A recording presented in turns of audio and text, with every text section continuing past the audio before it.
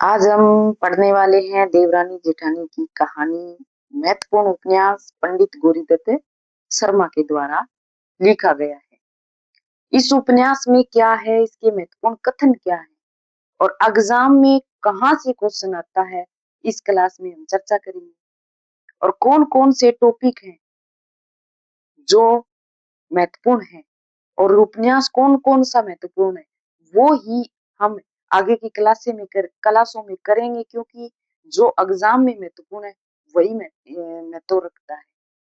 तो देवरानी जेठानी के कहानी के जो उपन्यास के अंदर है, देवरानी जेठानी की कहानी, उसके अंदर कौन कौन से कथन जो एग्जाम में पूछे जाते हैं, डायरेक्ट एग्जाम में आते हैं, वहां से कोटेशन डायरेक्ट आती है। आप इस क्लास के अंदर देख सकते हैं कितना इंपॉर्टेंट है।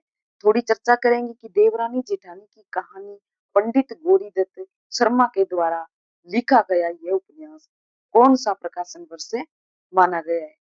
क्या है कि पंडित गोरीदत्त का जन्म कब माना गया, पहले ये जानेंगे जन्म कब माना गया। जन्म पंडित गोरीदत्त का जन्म 1836 ईस्वी में माना गया है।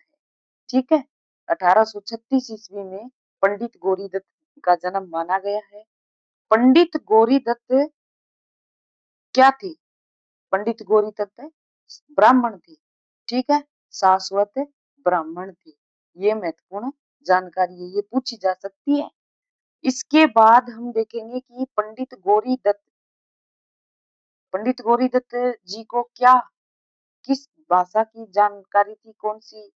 तो देवनागरी लिपि में ये प्रथम आलोचक प्रथम प्रचारक रहे हैं। क्या? अन्य भगत भी थे। पंडित जी ने मेरठ में 16 जुलाई 16 जुलाई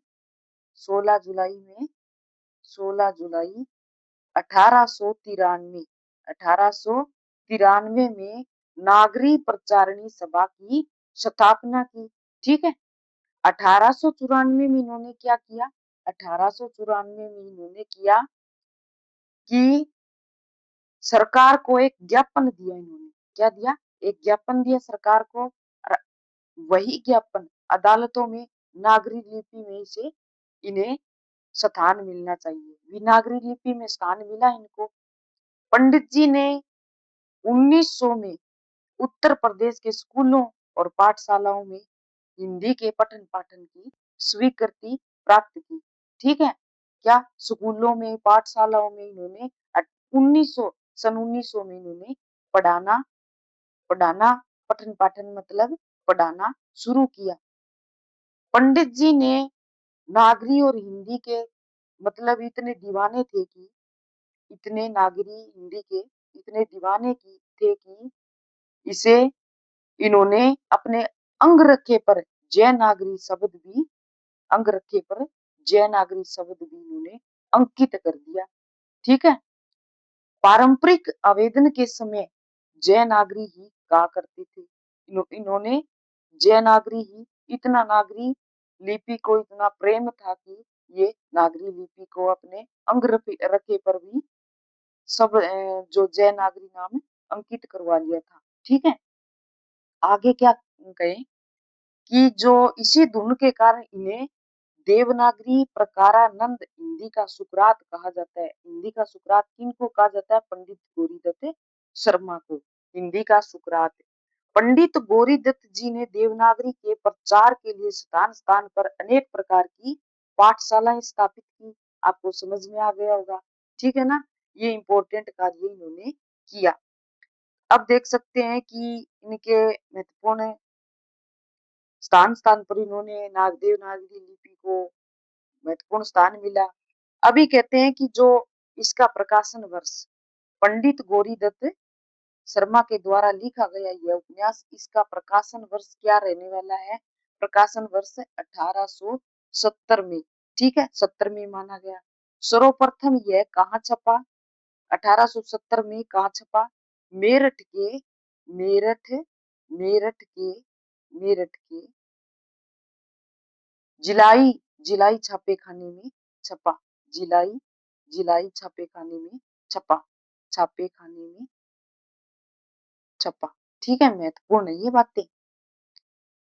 फिर इसे इसकी प्रति मतलब इनकी फोटो प्रति नेशनल लाइब्रेरियन कलकत्ता में सुरक्षित थी। डॉक्टर गोपाल राय, डॉक्टर पुष्पलाल सिंह ने पंडित गोरीदत्त द्वारा रचित देवरानी जेठानी की कहानी किन किन ने, डॉक्टर गोपाल राय थे और डॉक्टर पुष्पलाल सिंह पुष्पलाल सिंह ने पंडित गोरीदत्त द्वारा रचित यह देवरानी जेठानी की कहानी उपन्यास को प्रथम हिंदी का उपन्यास स्वीकार किया। किन किन लोगों ने, डॉक्टर गोपाल राय ने, किन किन लोगों ने, डॉक्टर डॉक्टर गोपाल गो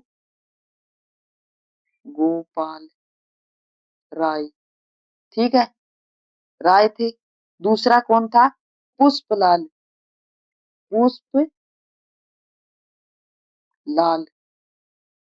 ये दो, ये मुख्य हैं। दोनों ने हिंदी का प्रथम उपन्यास माना, हिंदी का प्रथम उपन्यास माना, स्वीकार किया। फिर है हिंदी का उपन्यास कोश 1870 से 1980 ईस्वी में कोशकारों संतोष गोयल, उषा कस्तूरिया, उमेश माथुर ने भी देवरानी जेठानी को पहला उपन्यास माना। इन लोगों ने भी पहला उपन्यास माना, ठीक है। आगे क्या देख सकते हैं इसके अंदर, इस उपन्यास का प्रकाशन वर्ष आपको पता ही होगा 1870 क्रम पूछा जाता है, इसको आप नोट डाउन कर लीजिए। इस क्लास में महत्वपूर्ण कथन हम जानेंगे थोड़ी से।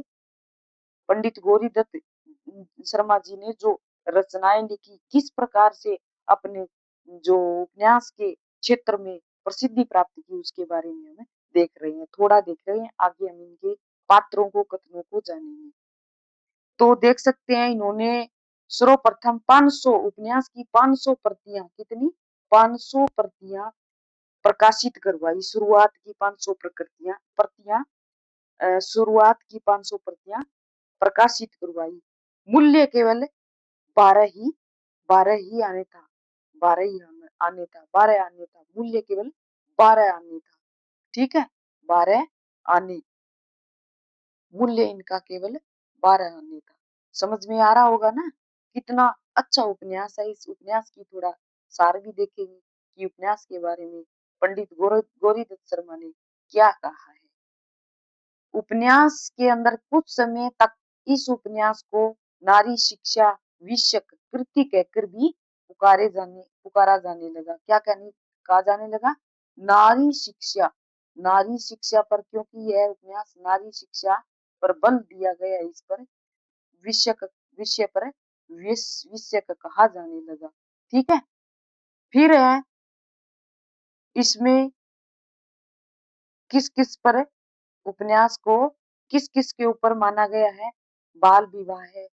इन्होंने किस समस्याओं को देखा, बाल विवाह, विधवा विवाह, विवाह में फिजूल खर्ची, स्त्रियों के आभूषण, प्रियता की वृत्ति, नारी की शिक्षा की समस्या, वृद्धों का बहुओं द्वारा रखा जाना, इस प्रकार की समस्याएं बड़ी कुशलता के साथ उपन्यास के अंदर रखी गई है, ठीक है। इस उपन्यास की भाषा कोरवी जन भाषा है। क्या है इस उपन्यास की भाषा, कोरवी जन भाषा है। किस किस समस्याओं को इन्होंने सामने रखा है, दर्शकों के सामने, पाठकों के सामने रखा है।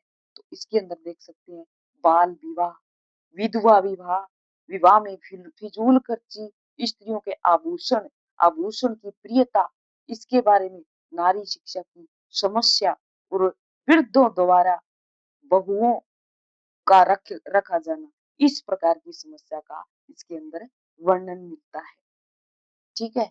आगे देख सकते हैं कि लोक भाषा के शब्द और मुहावरों का इन्होंने अपने इस उपन्यास के अंदर लिखा और यह उपन्यास बहुत ही रोचक है। उपन्यास के बारे में जानेंगे, उपन्यास के पात्रों को भी हमें देखेंगे, ठीक है। अब देख सकते हैं देवरानी जेठानी की कहानी उपन्यास के बारे में। हिंदी के प्रथम उपन्यास के मतभेद, यह उपन्यास भी गिना जाता है, मतभेद में यह उपन्यास भी गिना जाता है, प्रथम उपन्यास जिसके लेखक पंडित गौरीदत्त शर्मा ने उपन्यास की भूमिका में इस उपन्यास के उद्देश्य और जरूरतों को भी रेखांकित किया है। यह उपन्यास पढ़ी लिखी अनपढ़ स्त्रियों के गुण दोष को रेखांकित करता है। उपन्यास का परम लक्ष्य यही बताना है कि समाज परिवार के लिए पढ़ी लिखी स्त्रियां कितनी जरूरी है। ये इस उपन्यास के अंदर चर्चा की गई है।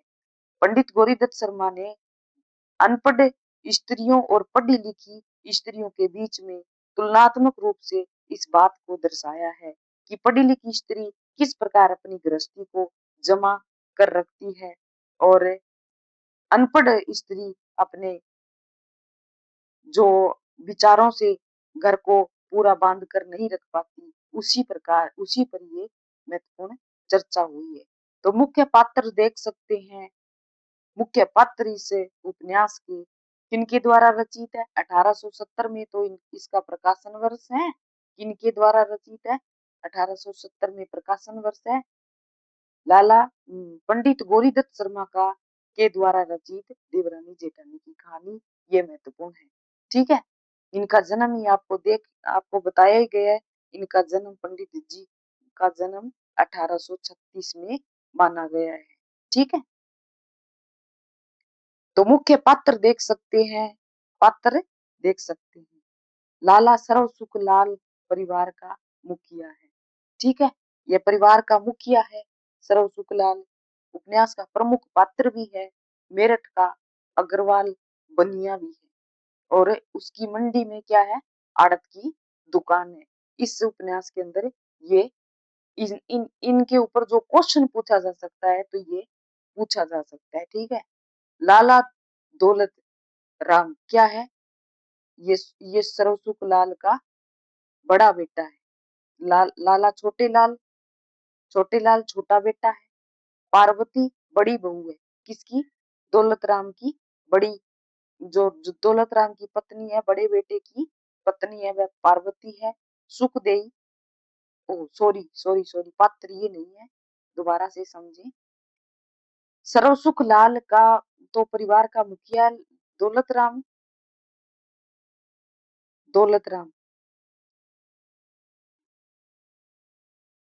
दौलत राम बड़ा बेटा है और छोटे लाल छोटा बेटा है। पार्वती सुख सर्वसुख की बड़ी बेटी है और सुखदेई छोटी बेटी है। ये चारों जो सर्वसुख के पुत्र और पुत्री है। ठीक है। आप ये देख सकते हैं प्रमुख पात्र पूछ लिए जाते हैं। फिर है दौलत राम की पत्नी क्या है? दौलत राम जो सर्वसुख का बेटा है। सर्वसुख का बेटा है। सर्वसुख का बेटा है दौलत राम। इसकी पत्नी जो जेठानी के रूप में इस उपन्यास के अंदर रखी गई है वो है अनपढ़। छोटे लाल की पत्नी देवरानी नाम से है, वो पढ़ी लिखी है। अब हम महत्वपूर्ण कथनों को जानेंगे। उपन्यास के अंदर महत्वपूर्ण कथन क्या क्या है ये यहाँ से कथन पूछ लिए जाते हैं। जब वह सायकाल को सारे दिन थका हारा घर आता तो नून तेल का छींकना ले बैठती। कौन? दौलत राम की पत्नी। कभी कहती मुझे गहना बना दे। रोती झिझकती लड़ती भिड़ती उसे रोटी न करके देती। कहती ही फलाने की बहू को देख गहने से लदी रहे। उसका मालिक नित नई चीज लावे। मेरे तो इस घर में अनेक भाग फूट गए। वह कहता है अरे भगवान जाने भगवान रोटियों की क्या क्यों कर गुजारा करें क्यों कर गुजारा करें तुझे गहने पाने की सूझ रही है। ये दौलत राम किससे कहता है? दौलत राम अपनी पत्नी से कहता है। ये जो लास्ट में लाइन आई है ये दौलत राम अपनी पत्नी से कहता है। और वह जब भी घर आता सायकाल को दौलत राम है तो वह ये नून तेल का छींकना ले बैठती। कौन है? दौलत राम की पत्नी। ठीक है। जेठानी। अब ये दूसरा क्वेश्चन देखेंगे। दूसरा कोटेशन देखेंगे कहाँ से पूछा गया है। किसी के सामने दूध नहीं पिलाती न उसको दिखलाती। गोद में ढक के बैठ जाती इसलिए कभी नजर न लग जाए। नित टोने टोटके गड़े ताबीज करती है